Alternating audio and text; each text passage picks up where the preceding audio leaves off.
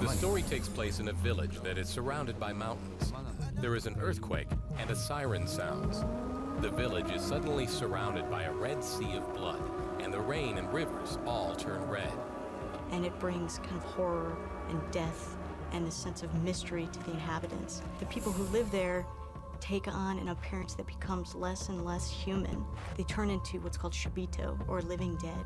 What you have to do is kind of survive against these Shibito and find your way out of town. This game shows events that happen over 3 days, involving many characters. Different characters have different feelings or patterns in various situations. This is just like the real world. There's something in the air. There's 10 playable characters in the game. Each of these different characters contributes something to unraveling the mystery of what happened to this town. As you play through with a certain character and you've completed a mission, it'll show you on the Link Navigator how you're progressing through the game. Things may happen simultaneously, but it's not a linear path. I think that's one of the things that make the game unique.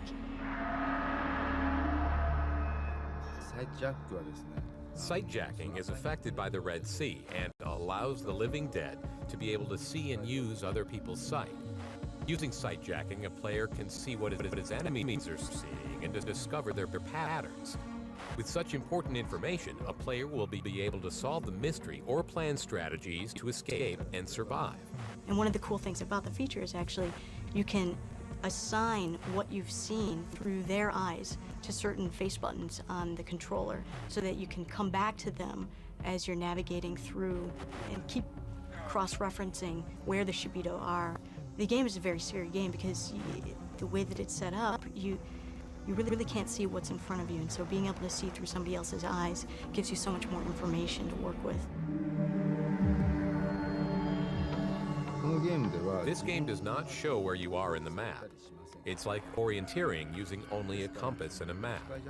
You're in the same situation in the game, but in a horror environment. I wanted to have players develop their imagination in this game. Like sightjacking, maps are probably the second most important tool that you have to use as a player. It gives you a clear idea of what your surroundings are, where the Shibito may be in reference to you, and then how you evade them a little more stealthily.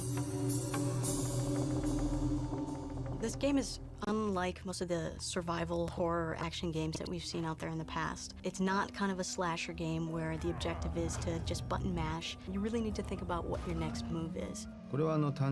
This is not an action or splatter horror game. I spent a lot of time making sure that the fear builds slowly. In this game, you have limited bullets in your gun. If you use them all, you won't have any left. I tried to make the game real, so you have to think. I also spent a lot of time making the story and setting accurate in order to make it realistic. We traveled all over Japan and talked to many people and viewed locations to add texture to the game.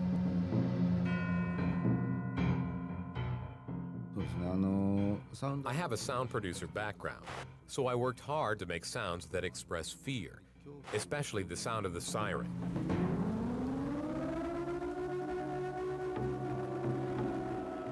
It has to attract people and pull people. It has to grab people's attention. The red water is the key in the game. As the red water goes into the body, the player becomes less human. The water is very addictive. It has healing power, but with danger.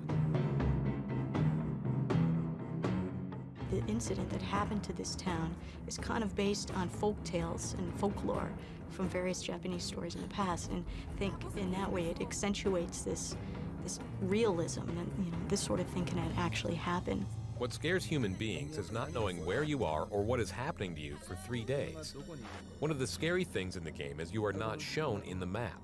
Although the map is very elaborate and has good information, the game obscures the map by adding fog to it. That makes the game more realistic. Don't go for broke. Don't get into fights right away.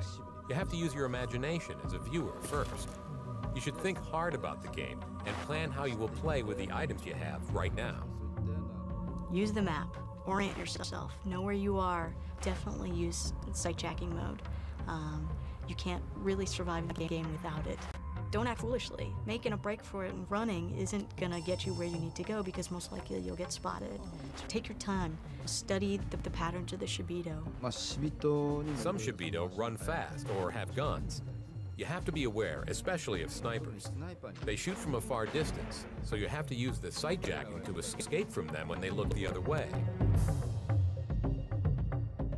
I think the coolest part about Siren is it's very innovative. It takes a survival horror game and almost redefines it, making this game different, making this game really cool. You play so many different characters, and you have such a sense of different perspectives, and every character kind of has a purpose in the game. I think that this all contributes to just a different feel. You need to rely on sneaking and hiding and real stealth to get past and to survive. There is a fear that other games do not have. That's what I wanted everybody to notice about this game. It's not easy to talk about your scary experiences. There are some elements I use to try to make it scary, but as a concept, I try to express closeness to real life. What is scary is the reality of the game.